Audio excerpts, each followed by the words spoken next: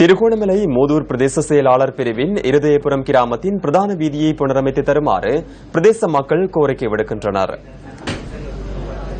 திருகோணமலை மாவட்டத்தின் மூதூர் பிரதேச செயலாளர் பிரிவிற்குட்பட்ட இருதயபுரம் கிராமமே இது.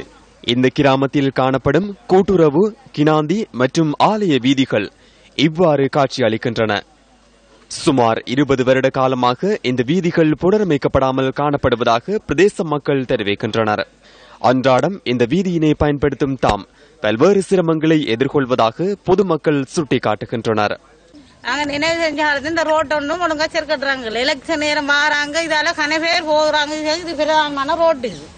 இதால இந்த ரோட்டு குண்டு குழியுமா இருக்கிறதால இந்த பிள்ளைகள் பள்ளிக்கூடம் போய்த்து கேளாது, ஆக்சிடென்ட் ஆகுது பைக்குகள். தேர்தல் காலத்தில் ஒரு 100 மீட்டர் கான்கிரீட் இடப்பட்டதை தவிர ஒரு சில சிறிய கிரவல்களை சில வீதிகளில் கொட்டி தந்ததை விட ஒரு பெரிய அளவில் ஒரு வீதி அபிவிருத்தி செய்யவே இல்லை.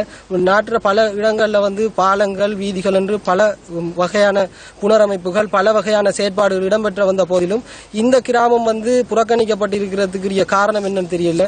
சரியான மோசம். மழை பெய்தா உங்களோட வீடு வாசல்கள்ல முற்றத்துல இருந்து காலடி எடுத்து குறிப்பிட்ட பிரதான வீதிக்கு செல்றதுக்கு முடியாம இருக்கின்றது. மிகவும் கஷ்டம். இந்த வீதி மழை காலங்களில் நீரில் மூழ்குவதனால் சேதமடைந்து குன்றும் குழியுமாக காணப்படுகின்றது. வீதியை புனரமைக்குமாறு பல தரப்பினரிடமும் கோரிக்கை விடுத்த போதிலும் இதுவரை எந்தவித நடவடிக்கையும் எடுக்கப்படவில்லை எனவும் பிரதேச மக்கள் குறிப்பிடுகின்றனர். இதெல்லாம் நாங்க எங்க போய் சொன்னாலும் இங்க ஒரு காலத்திலயும் எடுத்ததில்லை. பாடசாலை போறண்டா உரிய நேரத்துக்கு போய் சேர்றல. நாங்க இங்க விழுந்து ஷூவெல்லாம் கலட்டி வெளியில போய் தான் நாங்க செய்யறது.